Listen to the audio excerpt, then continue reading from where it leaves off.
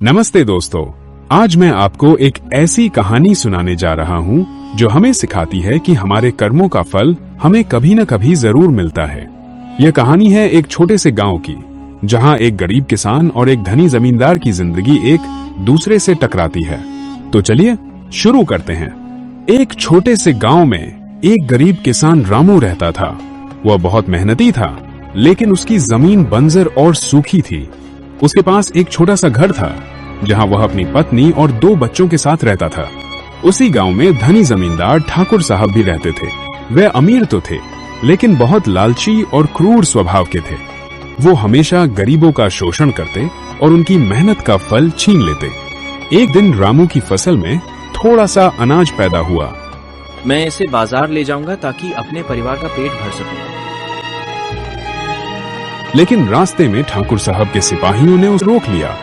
ये अनाज ठाकुर साहब का है, इसे दे दो वरना सजा भुगतोगे। ये मेरी मेहनत का फल है, मैं इसे अपने बच्चों को खिलाऊंगा। लेकिन सिपाहियों ने अनाज छीन लिया और रामू को पीटकर भगा दिया। दुखी होकर घर लौटा। भूखे बच्चों को देखकर उसकी आंखें भर आईं। हम ईश्वर पर भरोसा रखें। जो हमारा हक छीन रहा है उसका भी एक दिन हिसाब होगा। अच्छे कर्मों का फल जरूर मिलता है। रामू ने मन में ठान लिया कि वो किसी भी हाल में गलत काम नहीं करेगा। कुछ दिन बाद गांव में भयानक बाढ़ आई। नदियां उफान पर थीं। गांव का बड़ा हिस्सा पानी में डूब गया।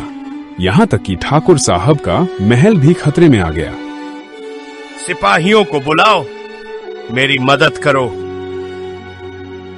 लेकिन सिपाही डर के मारे भाग चुके थे। ठाकुर साहब की पत्नी और बच्चे डर के मारे रोने लगे। रामू ने यह सब देखा और उसके मन में दया जागी। मुझे उनकी मदद करनी होगी, भले ही उन्होंने मेरा बुरा किया हो। रामू ने अपनी पुरानी नाव निकाली और जान की परवाह किए बिना ठाकुर साहब के महल की ओर चल पड़ा। उसने ठाकुर साहब, उनकी पत्नी और बच्चों को नाव में बिठाया और सुरक्षित स्थान पर पहुंचा दिया। रामू, मैंने तेरे साथ गलत किया, फिर भी तूने मेरी जान बचाई, क्यों? ठाकुर साहब, मैंने अपने कर्मों से सीखा है कि बुराई का जवाब बुराई से नहीं बल्कि अच्छाई से देना चाहिए। यह सुनकर ठाकुर साहब की आंखें भर आईं। उन्हें अपनी गलतियों का एहसास हुआ। उन्होंने ठान लिया कि अब वे कभी गरीबों का शोषण नहीं करेंगे। ठाकुर साहब ने रामू को अपनी जमीन का एक हिस्सा दे दिया। रामू की जमीन अब हरी भरी हो गई थी। फसलें लहलहाने लगी थी। उसका परिवार खुशहाल हो गया था। रामू ने दिल से ठाकुर साहब की सेवा की। उसकी देखभाल और प्रार्थनाओं से ठाकुर साहब धीरे धीरे ठीक हो गए। गांव में शांति और समृद्धि लौट आई। लोग कहने लगे कि रामू के एक नेक कर्म ने न सिर्फ उसके परिवार को बल्कि पूरे गांव को बदल दिया।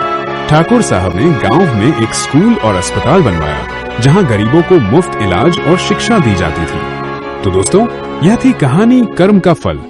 यह हमें सिखाती है कि हमारे कर्मों का फल हमें जरूर मिलता है, अच्छा हो या बुरा।